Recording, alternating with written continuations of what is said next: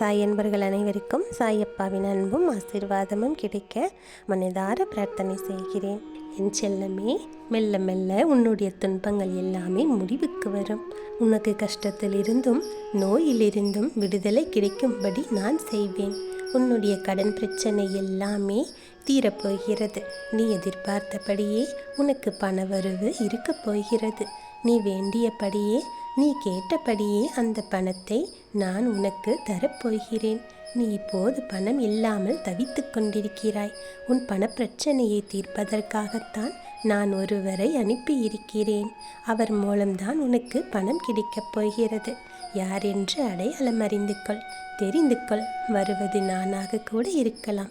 இன்றைய காலகட்டத்தில், இன்றைய நிலையில் உனக்கு பணம் என்பது பெரிய கஷ்டமாகவே இருக்கிறது. அந்த பணப்பிரச்சனை எல்லாமே தீரும் வகையில் நான் உனக்கு ஒரு வழியை ஏற்படுத்தி இருக்கிறேன். அந்த வழி சிறப்பானதாக இருக்கும். அதிலிருந்தே உன்னுடைய பண கஷ்டங்கள் எல்லாமே தீர்ந்துவிடும். அதிலிருந்து தான் உனக்கு நிரந்தர வருமானமும் கிடைக்கும். நீ கவலைப்படாதே. உன் பண பிரச்சனையை தீர்ப்பது என்னுடைய பொறுப்பு என்று இன்று நான் உன்னை தேடி வந்திருக்கிறேன். அவர் விரைவில் உன்னை தேடி வருவார். அவர் கொடுக்கும் பணத்தை நீ வாங்கிக்கொள்.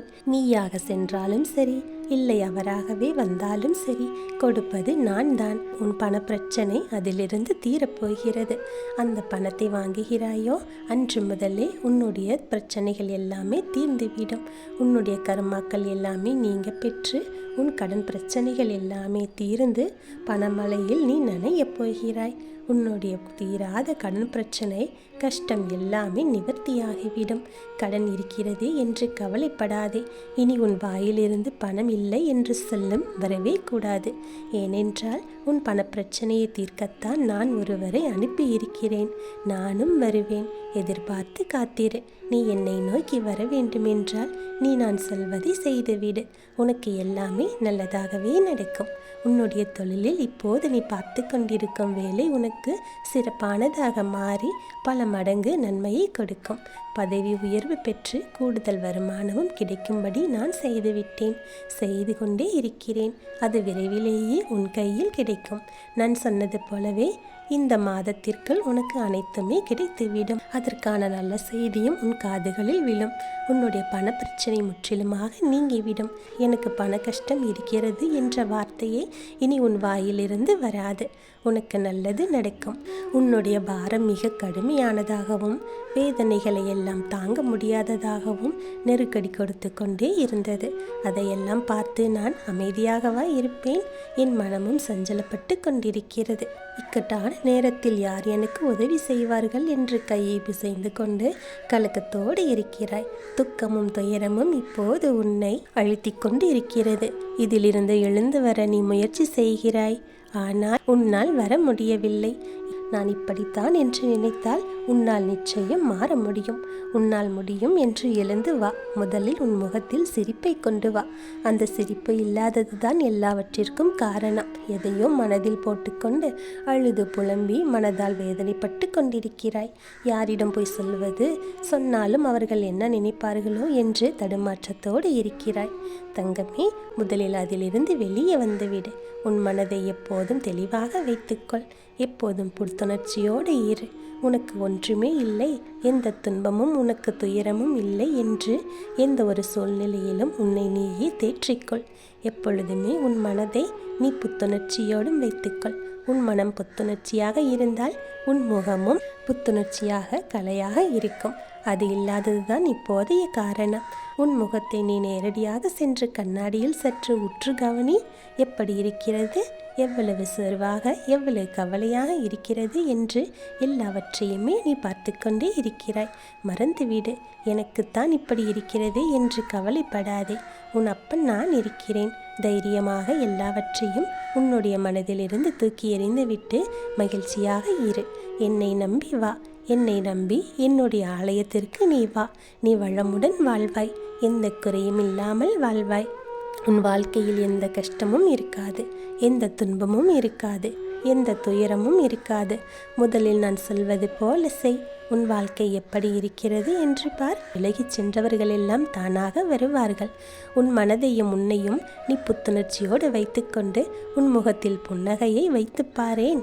எப்படி தேன் போல ஓடி வருகிறார்கள் என்று. வாழ்க்கைக்கான அர்த்தத்தை தான் எல்லோருமே தேடிக்கொண்டிருக்கிறார்கள்.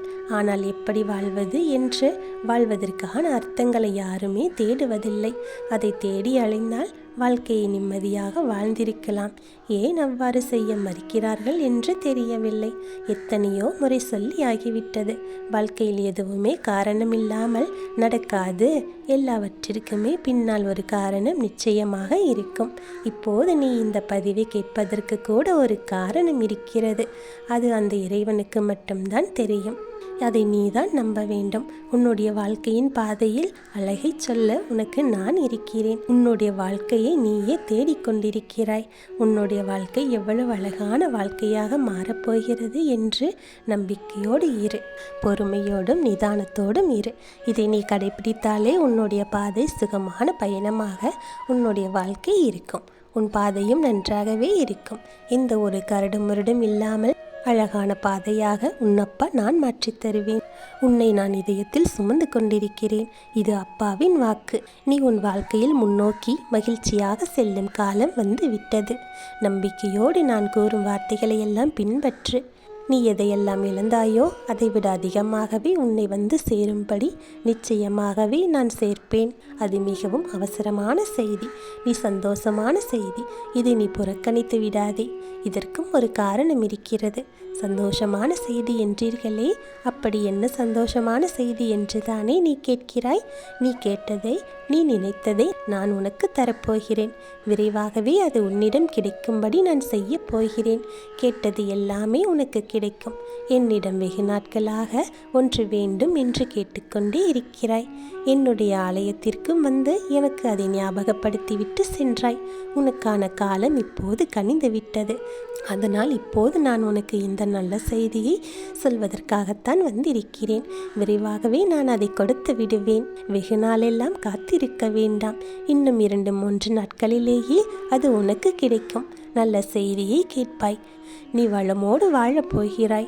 உங்களுக்கு சீக்கிரமாகவே ஒரு நல்ல வழி பிறக்கும். என்னை நீ முழுவதுமாக நம்பு. நான் நீ வருவாய் என்று உனக்காக காத்து கொண்டிருக்கிறேன். எல்லாமே விரைவில் ஒரு முடிவு கிடைக்கப் போகிறது. எது என்று கேட்கிறாயா? உனது துயரங்கள் எல்லாமே முடியப் போகிறது. தேவையில்லாமல் எப்போதும் கண்கலங்கிக் கொண்டே இருக்காதே. மகிழ்ச்சியாகவே இரு. எப்போதும் உன்னை சந்தோஷமாக வைத்துக்கொள்ள நான் இருக்கும்போது எதற்காக நீ கலங்க வேண்டும்? என்னை மீறி எதுவும் நடக்கப் போவது இல்லை. இதை நான் உனக்கு பலமுறை சொல்லி இருக்கிறேன். அப்படி இருந்தும் வீணாக எதற்காக மனக்கவலை உனக்குள் இருக்கிறது? எதற்காக உன்னை நான் தேர்ந்தெடுத்து நான் வசிக்கும் இடத்திற்கே உன்னை வரவழைத்திருக்கிறேன் தெரியுமா? உனக்கான நல்லதையெல்லாம் நான் செய்துவிட்டேன். இனிமேலும் நீ கலங்காமல் தைரியமாக இரு. உன் வாழ்க்கையில் நல்லது நடக்கப் போகிறது என்று சொல்லத்தான் உன்னை அழைத்தேன். உன்னை எந்த சூழ்நிலையிலும் கைவிட மாட்டேன் என்று நீ என்னை முழுமையாக நம்ப வேண்டும். என்னை என் அப்பன் பார்த்து கொள்வார் என்ற நம்பிக்கையோடு இரு. உனக்கு என்னென்ன வேண்டும் என்று என்னிடம் கேள். உனக்கு எல்லாவற்றையும் நானே தருகிறேன். அப்படி இல்லை என்றால் உனக்கு என்ன வேண்டுமோ அதை என்னிடத்தில் இருந்து நீயே எடுத்துக்கொள். எனது கஜானாவின் வாயிற்கதவை உனக்காக தான் திறந்து வைத்திருக்கிறேன். அதில் உனக்கானது நிறையவே இருக்கிறது. அதில் உனக்கு என்ன வேண்டுமோ அதை நீயே எடுத்துக்கொள். எது உன்னிடத்தில் சேர வேண்டுமோ அது உன்னிடத்தில் தானாகவே வந்து சேர்ந்துவிடும். அதனால் இது வருமா, கிடைக்குமா, இப்பொழுது கிடைக்கும் என்று நீ ஏங்கி உன்னை நீயே வருத்தி கொள்ளாதே. நிச்சயமாகவே அது உன் கைக்கு கிடைக்கும். நீ அன்பாக என்னை அழைத்தால் அடுத்த கணமே நான் உன்னோடு வந்து விடுவேன். அப்பா என்று நீ ஒரு முறை மனதிற்குள் அழைத்தாலே நீ கூப்பிட்ட குரலுக்கு நான் ஓடி வந்து விடுவேன். உனக்கு என்னிடத்தில் எல்லா உரிமையும் இருக்கிறது. ஏனென்றால் என் குழந்தை, நீ என்னிடத்தில் சகஜமாக பழக வேண்டும். உன் மனதில் இருப்பதையெல்லாம் என்னிடத்தில் ஒரிவு மறைவு இல்லாமல் நீ என்னுடன் சொல்ல வேண்டும். உன்னுடைய மனதிற்கு எது சரி எது தவறு என்று நீ என்ன யோசிக்கிறாய் என்று அனைத்தையுமே நீ என்னிடத்தில் சொல்லுவதற்கு உனக்கு எல்லா உரிமையும் இருக்கிறது. இப்போது உன் வாழ்வில் எதிர்பாராத ஒரு மாற்றம் வரப்போகிறது. உன்னுடைய பல வேண்டுதலில் உன்னுடைய முதன்மையான வேண்டுதல் விரைவில் நடக்கப் போகிறது. அதற்கு நீ செய்ய வேண்டியது எல்லாம் இந்த விஷயத்தை மட்டும்தான். உன்னுடைய மனதில் எப்போதும் நேர்மறையான எண்ணங்களை வைத்துக்கொள். இது நடக்கும் என்று நீ நம்ப வேண்டும். அப்போதுதான் அந்த விஷயம் நிச்சயமாகவே உன் கைகளில் கிடைக்கும். நீ முறையாக உன் மனதால் என்னை நினைத்து பிரார்த்தனை செய்து வந்தாலே போதும். எப்பொழுது எந்த பிரச்சனை எந்த ரூபத்தில் வந்தாலும் நாம் அந்த பிரச்சனையை முழுவதுமாக அதிலிருந்து வெளியே வந்துவிடலாம் என்று நம்பிக்கையோடு இரு. உன் கோரிக்கைகளை எல்லாம் நிச்சயம் நிறைவேற்ற வேண்டியது என்னுடைய பொறுப்பு. உன் குறைகளை எல்லாம் கூறி வேண்டிய வரங்களை நீ பெற்றுக்கொள்வாய். சிறு சிறு தவறுகளுக்கும் தெய்வத்திடம் மன்னிப்பு உண்டு. அதற்கு பரிகாரம் உண்டு. அந்த பரிகாரத்தை செய்துவிட்டு உனக்கான புண்ணியத்தை நீ பெற்றுக்கொள்ளலாம். நீ என்ன செய்தாலும் அதை முழு மனதோடு செய். உன்னுடைய பிரார்த்தனை உண்மையாக இருக்கும்போது நிச்சயம் அந்த பிரார்த்தனை நிறைவேறியே தீர வேண்டும். உனக்கு நான் இருக்கிறேன். நீ என் முன்பு மண்டியிட்டு உன்னுடைய வேண்டுதல்களை எல்லாம் சொல்லிவிட்டாய். அவற்றையெல்லாம் நிறைவேற்றி கொடுக்க வேண்டியது என்னுடைய பொறுப்பு.